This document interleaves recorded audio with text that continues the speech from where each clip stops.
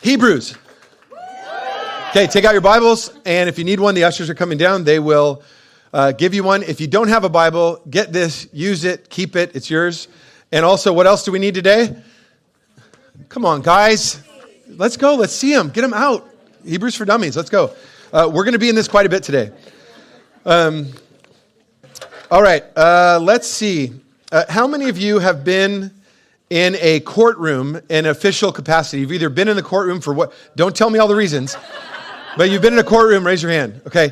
I've had a bunch of different reasons to be in a courtroom. Yes, I have a testimony. But most recently, I was testifying. That had its own set of, okay. I've been on a jury. I was the jury foreman, which had its own set of, yep. And then I was recalling one of the other times I remembered is I went to traffic court. And traffic court, I had a speeding ticket. And people go to traffic court to dispute that. Usually that's kind of what you're doing. And so everybody's in line. And we'll talk about this in a second. But you feel nervous, like I'm addressing Your Honor and all that stuff, even though it's traffic court. Everybody's doing their thing. And I get up and I'm like, hello, Your Honor, are you Chad Halliburton? Yes, I am. Or Thomas Chadwick, actually, is what would have been said in the official courtroom. Yes. Okay, so you got a speeding ticket. What's your dispute or whatever? I'm like, I don't have a dispute. And he's like, okay, what are you here for? And I said, well, Your Honor, I don't have a lot of money, and I was hoping you would reduce my fine. And he sits back and he's like, well, I must say your honesty is refreshing. And isn't everybody kind of looking around like, what the heck's going on? And he's like, you know what? I'll reduce your fine. That sounds great. Like that. And all the other people are like, what the? Because why couldn't we have asked that? And it was great. So that has nothing to do with the message. However, in a courtroom, if you've ever been in there or had to address a judge, that's the environment that is most common to us, I believe, of feeling like I have no control here. I have to say, Your Honor, yes, ma'am, yes, sir. Like, they have total control. I don't want to offend them. I want to do everything right. I want to sit in the right place, especially when I was giving testimony. It's not even, I'm just like, I don't want to make any mistakes. I feel this environment feels so different than every other environment I'm in. Yeah? Does that resonate at all? If you haven't been in there, that's what it's like.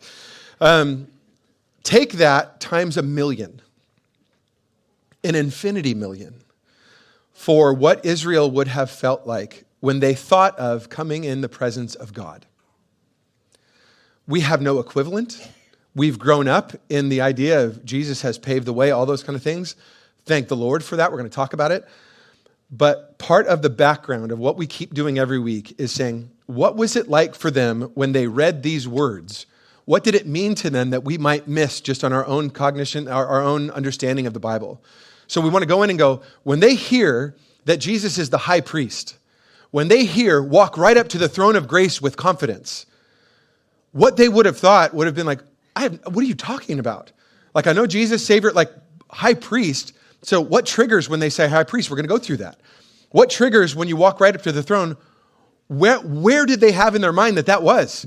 It was with the ark. What did that mean to them? So here's the deal. We're going to have lots of information, and you're going to get tired of it. That's okay. Part of that will embody what they felt when they heard they didn't have to do that stuff anymore. So here's the deal. If you're new to Scripture, we're going to go through like the Levitical priesthood and some of these rules and regulations and what was the priest and how does that turn to Jesus and all this stuff. If you're like, I was lost halfway through, this feels confusing, it feels overwhelming, again, good. Because what they would have felt, what they would have experienced after all this for centuries, all the information, I got to get it right, I got to remember this, I got to remember that, is the author of Hebrews going, Jesus. But, Jesus. And I want us to feel that. So if you get lost halfway through, don't worry. Too much information for all of us. But we're going to go there because it's necessary, because I think there's going to be some nuggets of going, oh, when they started realizing Jesus is the high priest, oh, not just that's over, but here's how he fulfills it. Oh my goodness, and I hope we have some of that too. You ready to roll? Okay. Hebrews 4, verse 14. Therefore, since we have a great high priest who has ascended into heaven, Jesus, the Son of God, let us hold firmly to the faith we profess. So again, this is the second time high priest has been mentioned so far up to chapter 4. So I want to talk about high priest, Levites. What was in their mind when someone was called the high priest? Who was the high priest? What did he do? How important was he? Why would they call Jesus that? Yeah? Okay. Get these out. Come on, page 9, and we're going to talk about Levites.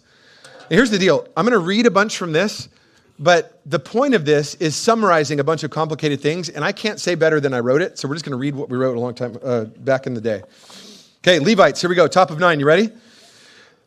Are you ready? Yeah. Thank you. The tribe of Israel appointed to oversee the operation of the tabernacle and eventually the temple.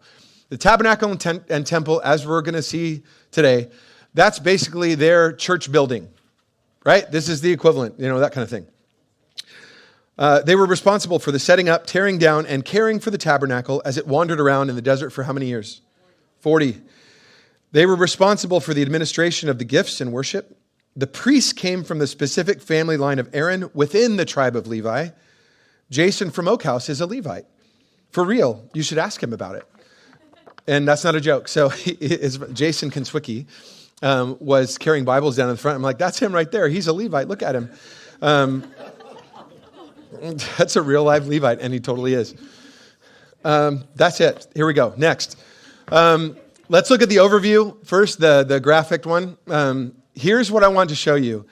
Everything in Israel's history, when they were wandering around in the desert, when the tabernacle was mobile, when their worship center was mobile before it was permanent in the form of the temple, everything that God did to set it up was to teach them. Some of it was practical, but all of it was to teach them about Him and them for 40 years, lesson after lesson, and gaining trust about His holiness. And so what you'll see is this middle part here, which is about the third of the size of a football field. So just to get in, if a football field's like this is a big area, there were over 1 million men, women, and children that gathered in all these tribes. So this is all the tribes. This is the 12 tribes around. And then these blue spots in the middle, bluish purple, that's the Levites. Within the Levites, this is the Kohathites. The Kohathites that's where the priests came from. So it was here. They all had different duties. So we'll get to the duties in a second, but what I want you to know is this was all designed that there was less and less and less access to God the closer you got. Less people, more important, fewer times a year. The closer you got to the presence of God in the middle, fewer people could go around that, could do anything about it. And that was to show them about His holiness, not because He was on an ego trip, but to show them, I'm different, I'm set apart. I want you to remember that because it's the best thing for you. And it won't always be this way. So those people at Oak House one day could look back and go, oh, it's that same God that we can now. What? That's the point. Okay, next, the overview. This just gives me a different perspective. Again, over 1 million people. So the idea that, hey, some of us back here in the tribe of Judah thinking about the presence of God at all was crazy. That's for the Levites. And then, we'll bring our gifts up to the altar, and then the Levites and the priests, they're going to help us administrate that stuff. I brought a lamb, let's splash the blood in the right place.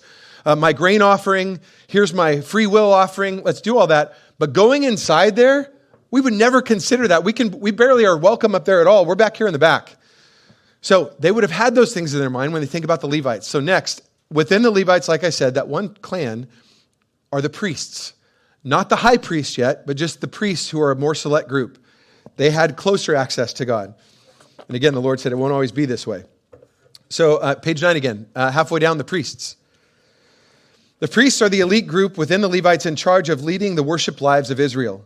They oversaw the daily operation of the temple, the sacrifices, all of that. They did house visits to check for mold in homes. They proclaimed people clean after a rash or defilement of some kind. Guys, so many things. They were just busy. They acted as the mediators between God and His people by helping with and enforcing the covenant responsibilities of the Israelites. Priests were supposed to be ancestors of Moses' brother Aaron, and that's the Kohathites. So the priests were busy. The priests were the mediators of the forgiveness relationship between God and His people. By mediators, meaning they were the ones who stepped in the middle and took sacrifices from you and saw if these were acceptable to you. Okay, you guys are good for right now. They're the mediators. They're in the middle. And God, there was a quote, I don't even know if we have it, but it was this week, and it was something along the lines of, there we go. They have their own priest, so they can see how to be a priest to the rest of the world. Meaning there's a mediator, and God said, you're a kingdom of priests eventually to us, right? I want you to know that you're the mediators. You're the middle people. You're the ones who can take your experiences, your life, and go, hey, let me make sense with God, and here you go. You guys get together. So the priesthood was just a foreshadowing of what he wanted everyone to do.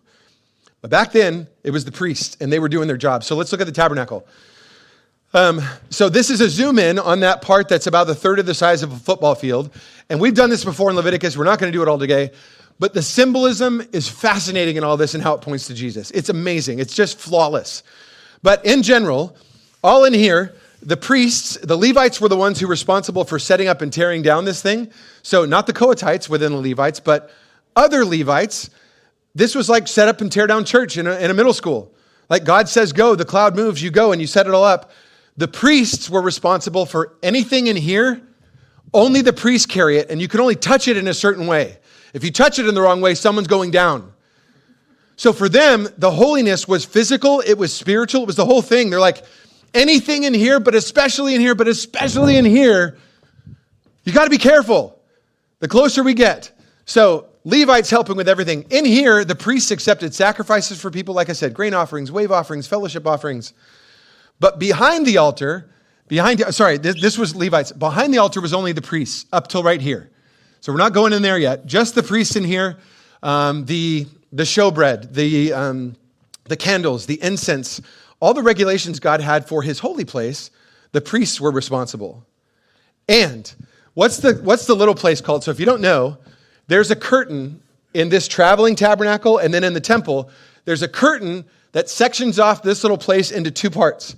This is called the holy place, and who knows what that is called? The Holy of Holies, or the most holy place. There's a curtain. Back there was the ark. Yes, the Indiana Jones ark that was the presence of God. He said, that's where I'll be. One person, one time a year, went in there to do business with God on behalf of the community, and that was the Day of Atonement. So Yom Kippur is what it's called. That's the day that the priest went on behalf of everyone else, and we'll talk about wearing them literally on his body, went in there to make atonement for the entire community. One person, one time a year. So that's the high priest. The priests help with everything else, but only the high priest one time a year. They were in the desert 40 years. Out of 1 million plus people, that happened with 40 people 40 times. 40 times only in 40 years, once a year. So for them, the high priest and what the high priest did and how the high priest went in, when they hear high priest Jesus, they're like, how does this go together? So for us, let's go on next verse. Let's go to verse 15, Hebrews 4:15. For we don't have a high priest who is unable to empathize with our weaknesses. Again, high priest, we're talking about Jesus and their understanding of what he means. But we have one who has been tempted in every way just as we are, but he did not sin. Let us then, and here's the key, we're going to come back to this over and over. Let us then approach God's throne of grace with confidence, so we may receive mercy and grace and find grace to help us in our time of need. When they heard throne of grace, where's that located for them? Let's put back at the tabernacle again. Where's that located? Like, what does it mean? Where is he? Where is God for an Israelite? In here. Let's go to the overview. Back to the overview. Thanks, Dan. You're killing it. Where's it? I'm here. You had the right one. I'm here. Where's the throne of grace? I can't go there. And if I did go there, I would die. The high priest, now this is a legend, but remember, if legends come, that means there was at least some talk about this or like this. So there's a legend when the high priest went into the Holy of Holies, they had to have a string with a bell on it. And as long as you could hear the bell going, they were doing their work and they were alive. You hear the bell gone, oh shoot, the high priest made a mistake and died. That's the holy place. That is the throne of grace. And so they hear, let's walk right up to the throne of grace with confidence. Like, I don't even know what you're talking about. How could we possibly do that? So again, they knew about Jesus at this time. They knew about forgiveness. They knew about, we don't have to sacrifice animals anymore. But there's a different level where you're going, okay, we don't have to do that anymore. Great. But we're going to take it further. Now you walk right up there. Like, I'm not allowed there. Like, this is enough. This is enough. Okay, next verse. Let's go to chapter 5, verse 1. Here we go. Every high priest is selected from among the people and is appointed to represent the people in matters related to God, to offer gifts and sacrifices for sins. So we already talked about that Day of Atonement. It's key that without the shedding of blood, there's no forgiveness of sins. The Bible says that. It also says the blood of bulls and goats could never satisfy all the sins of the world. So we have this problem. Biblically, the only thing that can satisfy rebellion and our sin and what we've done and what they did, it's blood has to be shed. But God was so kind, he said, I'm not going to put it on you. You can use animals for that. But the Bible also says the blood of animals can never completely satisfy it, so we're at an impasse. What do we do? So Leviticus 17, and this is that confirmation. For the life of the creature is in the blood, and I've given it to you to make atonement for yourselves at the altar. It is the blood that makes atonements for one's life. And so they knew that the only way that they could have atonement, they could have right standing, and you can think of atonement at one-ment. At one-ment. We're at one together. We're at one-ment. Be made right with each other, reconciled to each other, have peace, have wholeness. The only way that can happen is the shedding of blood. The biggest day for that, the day that was on behalf of the whole community, again, was the Day of Atonement. Remember I talked about the high priest going in there? So let's put up the high priest's outfit. So symbolically and in a very real way spiritually, God had the priest dress in a certain way. This is such a foreshadowing of Christ and everything he does. So the priest dressed in a certain way because they were set apart. Remember, the more exclusive access to God, the less people and the more high up in the community. So the high priest was the number one. So the high priest even dressed different. The high priest was to adhere to a different lifestyle than everybody else because they were a leader. We still have that. The Bible still teaches that in the New Testament. If you're a leader, you're held to a higher standard, not because you're better, but because people are following you. So with their outfits, everything meant something. God had them dressed in a certain way because as they went in representing the people, not just themselves, but representing the people, he wanted them to be remembering who they were, what they were doing, and who they were doing it for. So the high priest, when he came in, first he had to offer sacrifices for his own sin. Now, we're going to keep back and forth between Jesus. Did Jesus ever have to do that? Nope. So there's all these ways Jesus fulfills the high priesthood. But there are ways that his perfection shows us that we needed someone like him to move into a flawed system. All right, so the first one, if you notice on their head, on their turban, there's a band right there. And so you don't have to turn here, but I'll read from Exodus 28. Make a plate of pure gold and engrave on it as a seal, holy to the Lord. It'll be on Aaron's forehead, and he will bear the guilt involved in the sacred gifts that the Israelites consecrate. Whatever their gifts may be, it'll be on Aaron's forehead continually, so they'll be acceptable to the Lord. So God, it says holy to the Lord on there. What does holy mean biblically? Set apart. So the priest saying, priest, you're set apart for this job. Was Jesus set apart as holy to the Lord? Yeah, even the demons said, Holy One of God, I know who you are. Did Jesus bear the guilt and the weight on his mind on our behalf? You better believe it. Next, the breastplate. Let's put up the picture. So, yeah, this is a great recreation. Each of those are the names of the tribes of Israel. So if you were from the tribe of Dan, or if you're from the tribe of Judah, or if you're whatever tribe you're from, it felt good that you were represented on that priest's chest when he went in. That's us. That's our whole group back here going in with him. And God was very specific in Exodus. Whenever Aaron enters the holy place, again, the high priest, he will bear the names of the sons of Israel over his heart on the breastpiece of decision as a continuing memorial before the Lord. Thus, Aaron will always bear the means of making decisions for the Israelites over his heart before the Lord. Heart is the spiritual and emotional center of a person. We talked about heart a bunch last week. So this is too much of a box, but in general, I look at the heart and I go, the priest was supposed to have this over emotions. This is an emotional thing. You have the names of them over your heart. Don't forget what you're doing and who you're bringing in there. Does Jesus have our names on his heart? I mean, we could go over and over. Like he knows every hair on your head. He calls out his sheep by name. There's a white rock we get in Revelation with our name on, like it's name. So Jesus carries us with him, right? And then lastly, let's look at the shoulder pieces. So up on top of the shoulders on each side, once again, it's all the names of the tribes, but they're on the shoulders. And in Exodus, God was very specific. Engrave the names of the sons of Israel on the two stones, the way a gem cutter engraves a seal. Fasten them on the shoulder pieces of the ephod as memorial stones for the sons of Israel. Aaron, the high priest, is to bear the names on his shoulders as a memorial before the Lord. So what's the difference, like metaphorically, of bearing something on your heart or your shoulders? What does shoulders represent? Strength. Wait, yes. High priest, you've got the names of the tribes on your shoulders. They're counting on you. This is you are coming. You have been called to live separately, live set apart, do things right on the Day of Atonement to make sure that this works on behalf of the people. Carry their emotions and this assignment deep in your heart. But don't forget the weight of this. Did Jesus carry the weight of his assignment on his shoulders? Yes. Our name's in his mind, you better believe it. So the lamb he carries back from the 99 is on his shoulders. The book of Isaiah says that the government will be on his shoulders. Literally, the ruling powers of the world are going to be on his shoulders. Carries the cross on his shoulders. It's all there. They had no idea what they were foreshadowing, but God did. This incomplete system was temporary and worked for a while, but it always pointed for the need for someone to come and fix it. The priest can't keep doing this every day. That we can't possibly do it perfect enough. He has to care for his own sins, on and on and on. So before we go into the last part, remember the high priest's understanding. The high priest's understanding of the Holy of Holies and the fear the high priest would have had going in there once a year.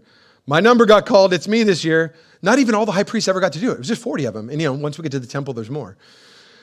Think of if the high priest is nervous and is before the judge like, I got to get all my words right. I got to get all my words right. How do the rest of the regular priests feel? If the regular priests feel that way, how do the rest of the Levites feel? If the rest of the Levites feel, how does the smallest in the tribe of Benjamin feel? On and on and on going, man, we can't touch that. Can't touch that. Okay, it's going to get more confusing. Are you guys okay?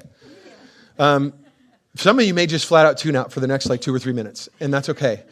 Everyone say Melchizedek. And some of you are like, God, that's always been confusing. And it's going to be confusing after I'm done explaining it.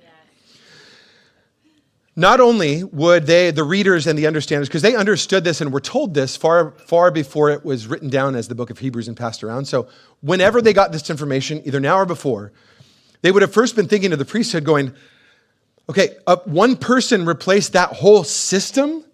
Are we okay? This was so important for so long. What do you mean we don't have to do any of that anymore, immediately? It's done forever? Are you sure? Maybe we should do some of it. And those were big councils and big arguments. Come on, we can't be okay.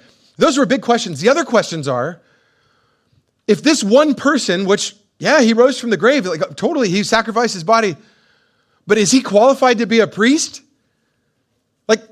How is he a priest? Because there were qualifications for a priest. You had to be from the tribe of Levi.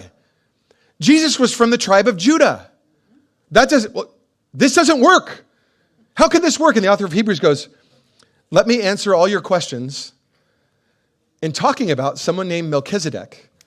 God anticipated your questions over 2,000 years before, and he's answered all of them. So let's now read that back into our situation. You can go, no way. And after we're done, you guys should go, no way. All right, Melchizedek. Again, I wrote it down here for summary. We're going to summarize Genesis 14, Hebrews 5, and Hebrews chapter 7, all in a couple of paragraphs. Can you guys do that? Are you with me? Are you with Jesus? Great. What page? Page 24. Page 24. Here we go. Melchizedek. What's up with this guy? Melchizedek. It means king of righteousness. He's the king of Salem, not the one in Massachusetts. See, we have fun along the way. He's a priest. You like that? We first meet Melchizedek in Genesis 14. Was Abraham a big deal to the people of Israel? Abraham and Moses are 1 and 2. They're the most important men of all time. So that matters when we're going to start talking about how Abraham interacts with this person named Melchizedek. Abraham's the greatest. He's having a post-war meeting with the king of Sodom. And Melchizedek comes out to greet him out of nowhere. Genesis just goes, and this guy comes out here. We're told that Melchizedek is the king of Salem and that he's a priest. Okay? He gives Abraham bread and wine, and then he blesses Abraham. Abraham then gives him a tenth of everything he has. He's tithing to Melchizedek. And then Melchizedek is gone. That's all we have. That's it. And then we have lots more written about that incident because it matters. This is a really big deal. Just hold on. Melchizedek is referenced in a very unique way in Psalm 110. The Lord has sworn and will not change his mind. You are a priest forever in the order of Melchizedek. That's referring to Jesus because the New Testament helps us understand all of that prophecy. Top of page 25. Everyone say, what on earth? What on earth? With that, here's what we learned from the book of Hebrews about Melchizedek and his priesthood. Here are the questions God is answering. He's answering them, and we've got 1, 2, 3. So number one, Melchizedek's priesthood is different, and we're going to start applying this to Jesus because he's a priest, but his priesthood is not based on ancestry like the traditional priesthood, the Aaronic priesthood. Melchizedek is not tied to the tribe of the Levites. He's not a Kohathite. He's not from the lineage of Aaron, and yet God says he's a priest. God is setting precedent going, I can do that when I want to. I can do that. This is before the Levitical priesthood even existed. And God's like, this was actually first. I decided to do this for you. I can put priests anywhere I want. In fact, it wasn't his lineage that got him to be a priest. It was my choosing. That's a bigger deal than lineage. Eventually, Jesus comes and he goes, hey, I could take children of Abraham out of the rocks. Your ancestry doesn't even matter anymore. It's all about Jesus. That's another subject. Number two, what about Melchizedek is interesting and relevant for Jesus. His priesthood doesn't have a limited time of service. We're not told when he started or when he stopped. And the authors point that out going, there's no stopping and starting. The Aaronic priesthood, they had a starting time and a stopping time. This one kind of seems to keep going. So there's technically, if you're from that priesthood, it doesn't have to end. But your life does, so that's weird. Let's keep going. Number three, in the ancient Near East, the greater person blesses the one with lesser status. It matters. The greatest person, one of the two in their history, Abraham, is getting blessed by Melchizedek. So their understanding, what the author of Hebrews is saying, is like, hey, listen, Melchizedek was greater than Abraham. Abraham knew it and said, here, you take a tenth of everything I have. So what that means is, because this was before the tribes of Israel, before the Levitical priesthood, Melchizedek was greater than all of them, including the actual priesthood. Therefore, this priesthood is greater than the Levitical priesthood. It's greater. That's exactly what I'm talking about. So, and at the bottom, because Jesus is a priest in the order of Melchizedek. So because that was true of Melchizedek, if they go, how can Jesus possibly be a priest? Well, if he's in that order, then this is what it means. Number one, Jesus is a priest appointed by God, not inherited from lineage. He was chosen, and God said, I can do that whenever I want. Number two, Jesus is a part of a priesthood that existed before the temporary traditional priesthood. That priesthood is greater. It's greater than the Levitical priesthood. Number three, Jesus is part of a priesthood that's greater than the temporary. I just said that. Number four, Jesus is a priest for eternity. Because Jesus is not dead, he actually can keep fulfilling that priesthood role that doesn't have a stopping point. It doesn't have a stopping point, and neither does Jesus, so he's still a priest right now. If they're like, wait. So if Jesus is still a priest right now, and their question is like, we had to keep having someone new, and then they would die, and their kids came along, how do we keep this going? Jesus is eternal. Don't worry. It's taken care of. Wait.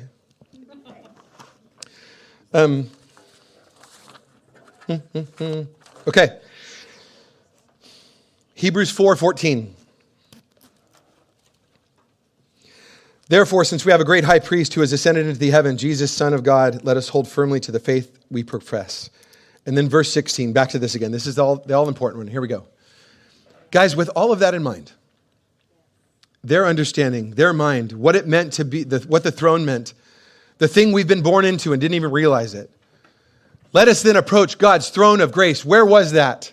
The Holy of Holies, one person, one time a year, the ark, you might die, get a bell on your... Approach the throne of grace. Don't just do it.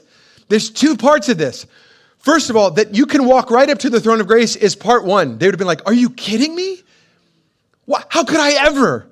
I wasn't born into that. That's so special. You mean I can go in there? Yes, that's part one. Part two is go in there with confidence. Don't just go in there. Go in there and don't worry about anything. What do you mean? I have to worry about something. No, I want you to walk right in there and receive mercy and find grace and help in your time of need. Not only do you not have to worry about anything, you're going in there for you. Because Jesus went in there on behalf of everybody. Okay, so let's talk about it. That word confidence in the original language, check this out. Does anyone else have a different translation? Confidence. Do you have anything else that describes that word? What do you got? Boldness, confidence. Anything else? Boldness, confidence. Don't just walk right up to the throne. Don't just go right into the Holy of Holies past the curtain that was torn when Jesus' body was broken. Walk right in there with confidence. The actual word means a little bit more, but we just have one word for it. It denotes the unmistakable freedom to speak, act, and approach without fear. Walk right up to the throne of grace with the unmistakable freedom to speak, act, and approach without fear. So I can walk right up to the throne. You say, I can do that because I'm not going to get smited. But my attitude as I do that is one without fear. But what about the things I've done? What about the things that have offended God? What about the stuff I did last night? What about my bad spiritual habits? What about my bad church attendance? What about my hypocritical heart? No one really knows what I think, and I have doubts about God, and I feel weird about that. It doesn't qualify at all. It says, walk right up to the throne of grace with confidence and boldness. Having nothing to do with you at all. Having everything to do with what Jesus did. The reason it's open is not because of anything you could ever do. It's because of what Jesus did. That's why it's open. You can walk right, you can be confident because he took care of it. Number two, you can walk right up to it because you're his child. You have different access than everybody else, which is, hopefully everybody eventually. Let's put up the picture of JFK and Jr. Have you ever seen this before? The Oval Office, regardless of what you think about any president that has ever sat anywhere or any president that will ever sit anywhere, because we're not doing that. The Oval Office could be arguably the most powerful place of influence on the entire planet. And his son's treating it as a playhouse. Does everybody get to do that? When people come to the president's Oval Office, no matter which president, is there a sense, probably times a million, of going before the judge? Don't do what you're doing in your mind right now. Yes, probably. Why does Junior get to do that? Say it. How come you get to walk right up to the throne of grace with confidence? It's what Jesus did, and then because why? Because you're a son and you're a daughter. You have the red phone. I don't know about you, but whatever desk I could possibly be sitting at, I don't know what it's like to sit at any desk. My kids get treated completely different than everyone else in the room, no matter what kind of meeting I'm having. They just do. I might say, wait just a minute, but they get attention, they get my eyes, they get my heart, and especially if they came in crying, say, I need you. They're first. Scripture shouts out that we're sons and daughters of God. John says in 1 John, his letter, he says, we're children of God. That is what we are! Exclamation point in the original language. He's so happy about being a child of God because of all that means. It means we're heirs. It means we have access now and forever. And we didn't just get released from the bad things. We got all the good things. And that brings us to the next piece. Let's put up, actually, just keep this up. So back to 4:16. It says, walk right up to the throne of grace with boldness or confidence, with assurance, with freedom. But then, so you can find mercy and grace. So what's mercy and grace are two sides of the same coin, and there's an oversimplified definition of both. So mercy is me not receiving what I actually deserve because of my bad behavior and rebellion. Mercy is not receiving the punishment I deserve, right? So half of this, if you want to put it in pie shapes, half of this is I can walk right up there. The reason I can be bold and confident is because I am aware that when I go up to his throne, I'm not getting what I actually deserve. I can be I was told it was open, the door is open, but if I go through the door, no, once you go through the door, you're free. Jesus took your punishment. Don't worry about punishment when you go before the throne. This idea of feeling guilt and shame and condemnation. You guys, if you've been around here for a while, you know that's part of many of our stories. It was a big part of mine because of my past. Getting used to going over and over, God just pounding and pounding and pounding. Chad, this is you. Chad, this is you. You're welcome in. You're welcome in. Chad, this is you. You're my son. You don't have to bring your report card every time. You don't have to bring your shame and your guilt. But I often still, and I'm growing out of this, I feel like I know this is true, but when I come, but Tuesday was bad. Like, I have Tuesday on my mind. Do you not have Tuesday on your mind? Chad, walk right up to my throne of grace. It's not that we can't talk about it, but I don't want you to talk about it like you're talking about it. You're bringing a report card, and we don't do that anymore because Jesus took it. I've talked about my accountability partner and my best friend. It's actually Drew who's leading worship today, if you've never met him before. And I'm in the middle of something here. And I said this first service, but time and time again, he has been so patient with me because we've been accountability partners for over 25 years. And I have had such a journey, and I'm on such a journey of shame and feeling condemnation. And I cannot literally count the amount of times that he has spoken freedom over me or said, I just want you to be free.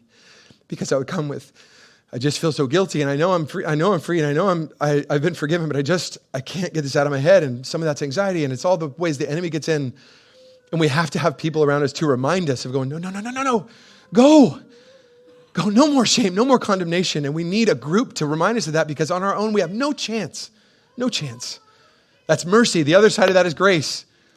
I'm telling you, would it be enough for me? Would it have been enough for Israel to go, you mean we don't have to do that whole sacrificial system again? Like, we don't have to do that anymore. I don't have to bring my penalty, and I don't have to do all this. For us, would it be enough if God said, I give you my mercy? Meaning, your price is paid, you're off the hook, the courtroom decision is you're not guilty. Yes, I'm going home. Don't say anything else. Just leave it there. That's enough. As long as I'm not guilty, I don't have to pay the price. Thank you. And he's like, well, hold on a second. My sons and daughters get more than let off the hook. Here's my grace. And what is his grace? Name something good. Yes? Name something good. Yes. His grace is everything that we could never earn on our own efforts. Everything. It's him. It's his sacrifice. It's all of that. But it's yesterday when you felt God's presence. It's during worship. Like, his grace it's grace upon grace upon grace. Do you ever just sit with him and go, I can't believe you've done this? Like, and if you haven't experienced that yet, keep following him and watch what happens. The sanctification process, making you more and more like him. Your heart becomes more and more in touch with his, where you're like, and you understand his grace more, where it doesn't take as much to make you grateful anymore. Like, where you're just like, I'm thankful for the small things. Like, I understand you more. You're in all of it, and I don't even expect as much as I used to. And oh my gosh, that was a great meal yesterday. Man, thank you for putting that person on my path. That was a great prayer time. Your grace, like, I didn't need any of this. So thankful. Do we have to practice gratitude? Yeah.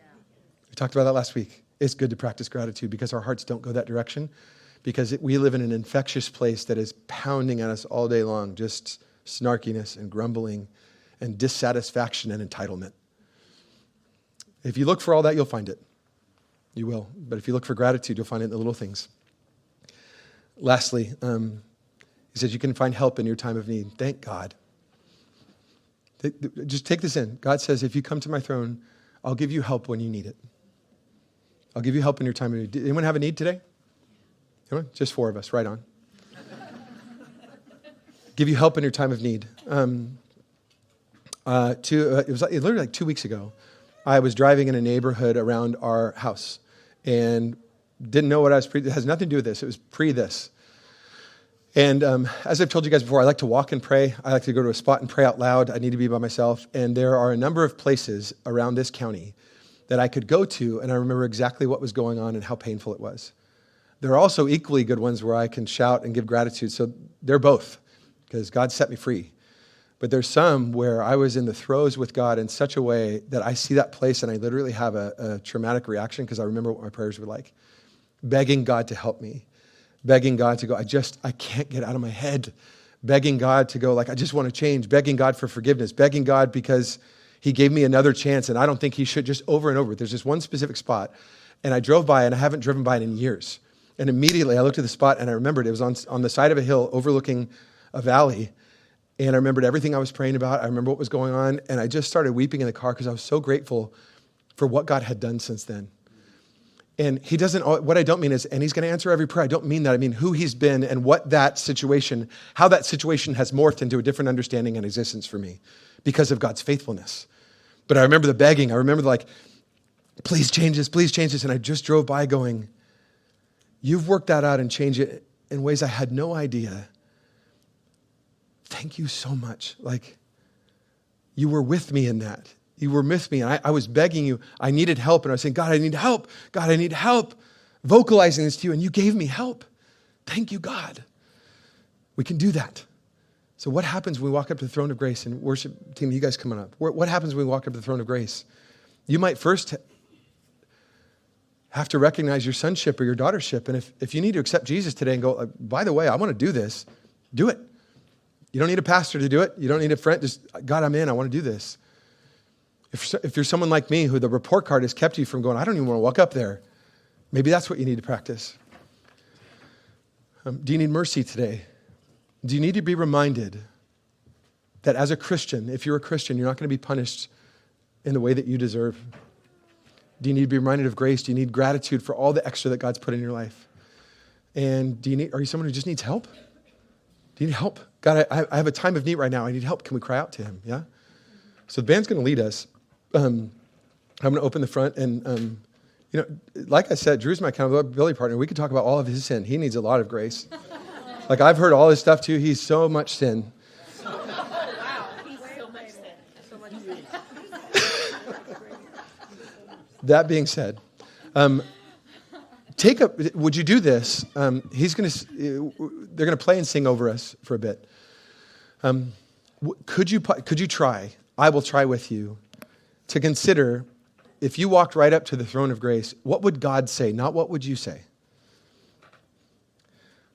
What would God look like? What would he say? How would he approach you without any of your asterisks, or excuses, or but? Like, based on the truth of his word, how would he talk to you today? And then would you continue that conversation?